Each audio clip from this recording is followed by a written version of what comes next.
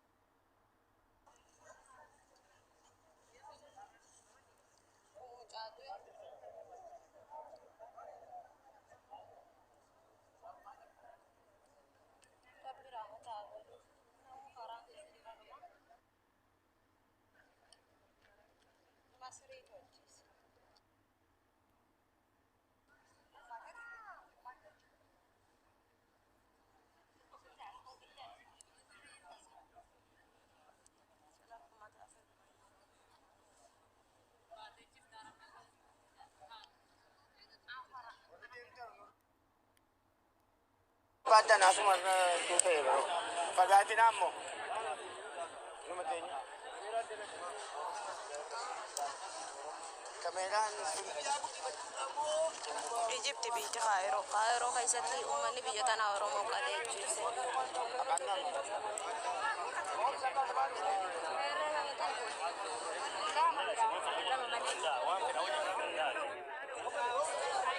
Arabaa tolche qala.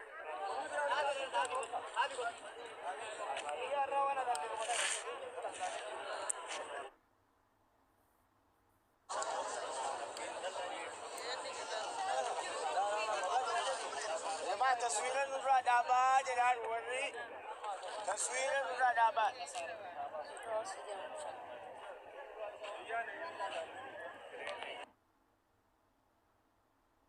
Kaameraan gaarii dibarse.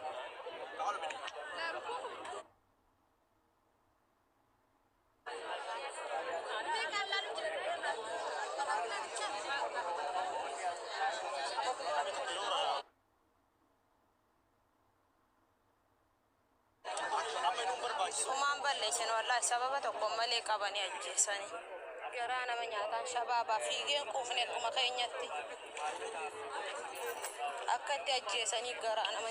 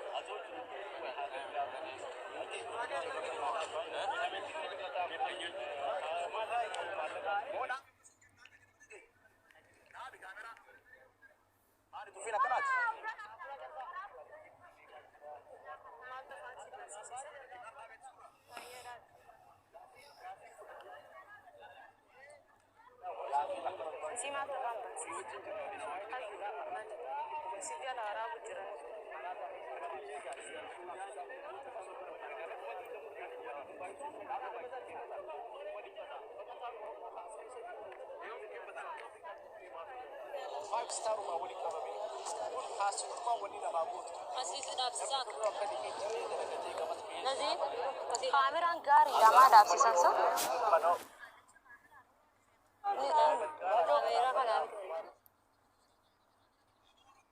Sodaadha diinii mucaa kanaa isin haa qabu boo aboo bakkee rabbii keessa sodaadha maal isin nama gurguddaami maa waliin dhageenye isin biyyatti waliin dhageessan asitti waliin dhageessan gaafa diinii keessan dees waliin dhageessan maali ummata dhiigaa masruufnee tateenyaa miti har'a yoo har'aan tan namni sun osoo si ta'e hojii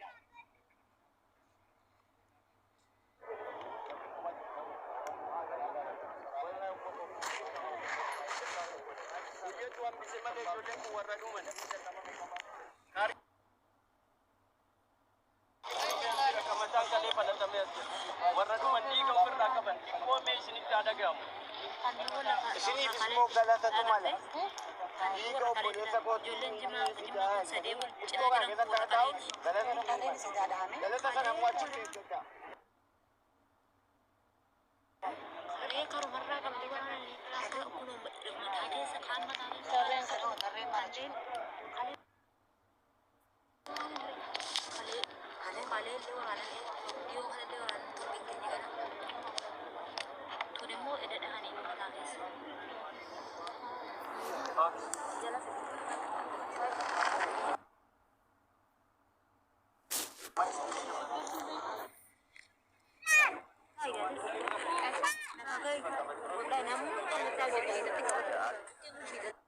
Namatti qabatu taa'e maal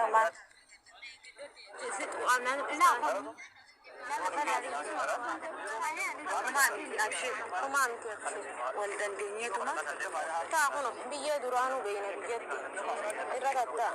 Kana keessatti garaa keessa nuyi kana keessatti daabboo nyaanne argamu.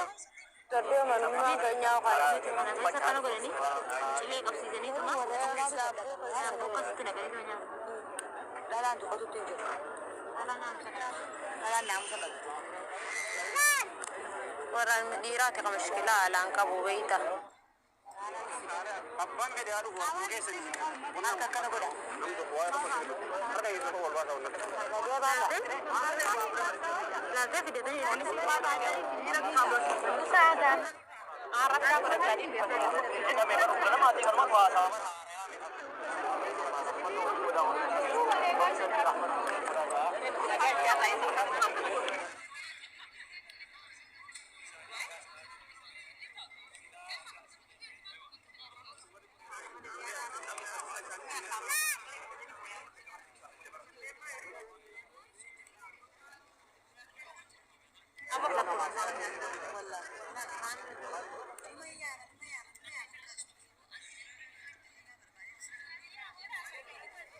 nyatti allaattiin eebatti. Haatummaan isaa maal jetti jedha bara. Maal jettire rabbi si farate. Wallahi hin beeka. Jiruu biyya namaa adoo biyya Wallahi miskiina. yaannaan tun nyaatti wallah. Reeffalaa lurratti miree ammas akkatti dilli kun waraaname wayii tokko lama waraaname. Lubbuun hin baane malee namni taphaa waraaname. Yaa ijoollee warreen jala jirtan namni dhibbii hagi jirtan kun du'aayii godhaadhaaf wallahi ilaalin jiru. Mucaan maal ta'e du'ee kan jettanii mucaan masriidha. Farakaa baajaajinni oofuuti malee baajaaj oofa mucaan. Leengadda ijiti jaaniin arge tokko fuudhaniiti baajaaj keessaa gashorroo ifataniititi. Baajaaj fidanii baajaaj isaa mataa akkana waliin tuqanii beekaa itti oofanii mataa waliin da'anii mucaa maan uloota jaanii keessaa gabbu harkifatanii sammataa isaa kanarra jilba kanaan mataa isaa lafatti qaqqabe wallahi laazim. Wallahi dhiigi rabbi kan jannataa godhu du'aa ma godhaadhaaf wallahi laazim. Osoo beekuu baadhee garuu waa takka yaadne akkasitti Oromoodha jeetii cinqamee bu'aa malee hin beeku ture garuu moo nama hin beeku nama harka gaafa wannoo gaafa hiidaa. Wallahi jechuudha mucaan nama maqaa isaa kaasuun barbaadu asirratti. Lubbuu kana keessaa baasanii hoomachi kun afaaniin garagalee dhiinni kun keessaa gajjigaa shurraafii tunarraa ciccitte. Baajaajii akkanatti ittirsee akkana shororsaa deemu. Kaayetumaan karaa irratti argee nawaamee waan nabe baajaajii isaa ulase. Yoo laseen bar akkana mushawwara wayii deemee nama buusee ta'ee achi osoo deemu dukkoo keessan na qabdee. Sa'aatii meeqa bar sa'aatii 10 bara. Ijoolleen kennama biyya kana keessatti sa'aatii 10 taanaan baajaajii oofachuu hin danda'an. Dhaabanii galani malee jechuudha. Isaan garuu ilaa ganama fajirii deeman biyya kana keessatti ilaa ganama fajirii mataa farrasachuu hin danda'an, filachuu hin danda'an, bakka mataa ofii dheereffachuu hin danda'an. Gadi bayanii deemuu hin danda'an. Ammoo dura ofitti dhiisan ijoolleen kenna dura ofitti dhiisan ijoolleen kenna. Dura qaltee baratte ijoollee kenna jechuudha. Dura ijoolleen kenna ofitti gadhisan. 2018, 2014, yeroo san ofitti dhiisan ijoolleen kenna. Kottu bayi Nuurattiin kayyattu diqaala us oduu jedha. Bayi bootti. Osoo obboleessa kan kee ta'eeti bar wannu hin jettu karfaash. Si maaliin jaabu dhiiga naasuu namaan qabdanii ajjalaa reefu nama tokko akkasiiti kaasii bilookti jechuudha dhageessaa.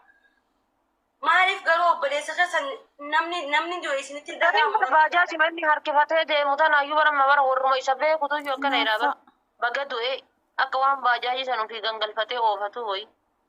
Akka waan baajaajii san ofii harkifatu hoyi jedha kana dhufee baga du'e jedhaa. Jiran rabbii jedhaati wallaahi waan biraa isiniin hin jedhu. Keessattuu Oromoo jibbee wallaahi billaahi talla rabbiin natti ragaadha an Oromoo jibbee. Jarana ufii qalaa walajjeesaa naatoo qabdaa fi bar waraantee kaatee bar madaan isaa sun garaasi nyaataa bar ilmi namaa gaafa harka diinaatiin ajjeefamu gaafa harka ormaatiin ajjeefamu jedhiifi si haa dhukkubu bar ati waraantee kaatee reeffa isaa bakka sanii kaaftaa bar kottu bayi alii kayyattu atillee bayi diqaala ilma haati zibaalaa keessaa fuutee guddifte. Haadhaan beenne jechuudha. Ijoolleen maal jan kala deemtanii warroonni haasoftan wallaahi jechuudha ta'inni dadhame tana rabbiin oolchini hin bulchini isin haa dadhabsiisu. Ani mucaa kana hin beekuudhaan illee wallaahi suuraa isaa argee garana nyaate kichuudha jechuudha yoo xiqqaate daa'ima waggaa 20 waggaa 22 sanuu yoo hin ga'u ta'inni dadhame tana rabbiin si haa dadhabsiisu. kajala kana deemtee waa ashkaabbattu. Jarna siree inni raciisu ranciiftanii ka inni nyaatu hin nyaadamee baajaaji sana irraa du'e deemii fuudhi oofadhu. Ittiin dalagadhu jiraadhu nimee.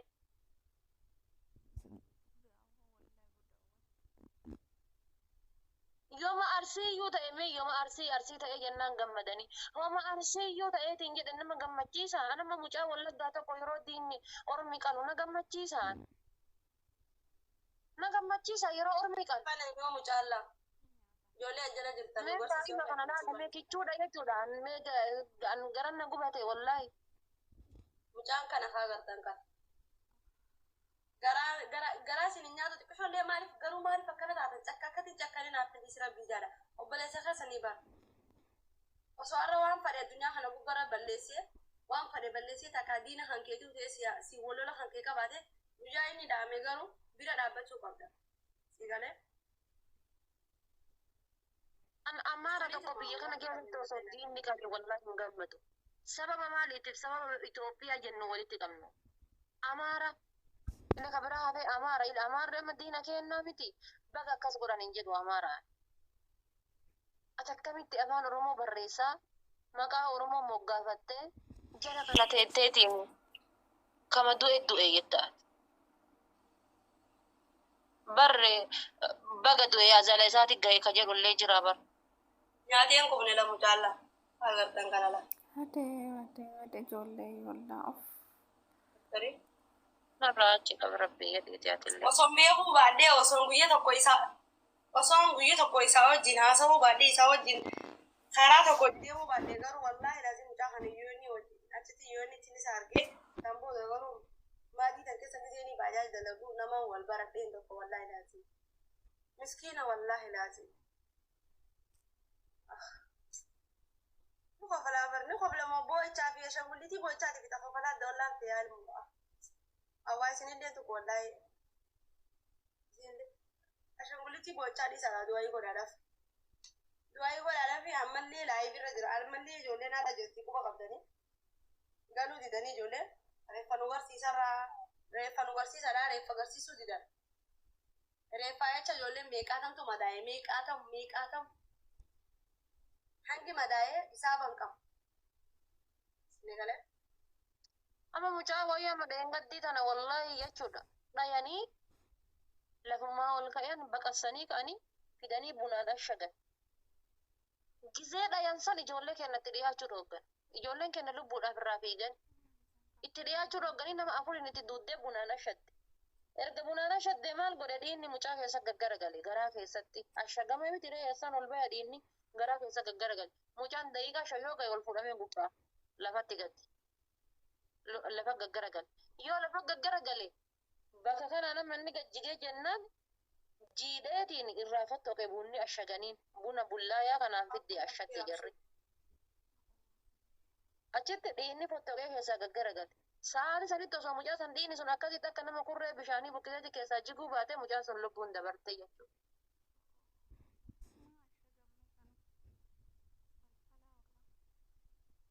Mucaa kanin beeku ijoollee arsiiti jaanii ijoollee arsii taatee baalee arsiin tokkuma Oromoon takkumaa ijoollee reefun tana warra feemasootaa qofa oguu laayivii muubeen jiru abaluu eessa jira Oromoo mucaan amma du'e kun isiin qaba feemasoota qofa abaluu eessa jiran jedhina ijoolleen teenya yammasu wanti jirtu taabba jireenya kaayiroo keessa jirtu hundi rabbi sinaa eeguu jaadha malee rabbi kadhadhaa malee abaluu nama tokko qofa ka jaalatta abaluu maqaa namaan ta'inaa please. Dhageessanii bakka fedhe yoo ta'e Oromoodha. Bakka fedhe haa ta'u fedhu Harargee haa ta'u fedhu Baaleen haa ta'u Jimmaan haa ta'u Arsiin haa ta'u Oromummaa walii qabnaa dhageessanii saniifuu eessattaniitis yoo gaggaafattanii yaani namni isaallee yoo gaggaafatu taate ijoollee Arsiiti immoo ijoollee Baaleetitti fakkaata akkan beekutti rakkoon qaba. Garuu namni isa beekuu barbaadan namni yaani itti dhaloonnaa nama biyyi nu fa'attanii yoo gaafatan taate mucaan ijoollee Arsiitii natti fakkaata. Asumaan Yeroo biyya kanatti ijoolleen keenya danda'anii waa isaanitti hin dubbatanii makiinilleen duute kootu bahi duute ati makii fa'aa wayite sun daqiiqa takka osoo kenne mataa keetitti haa galtu kootu bahi gadaa Oromoo ka jettu kun bahi diqaala. Maali kun diqaala? duuti ati makii hawwite sun lubbuu keetitti haa galu. Ila namni hamaa namaa hawwitan hamtuu mana keetiin dhabamen likiskis. Ada bineensa bicha namni bari. Makiinoo hin duute jedhaa bar.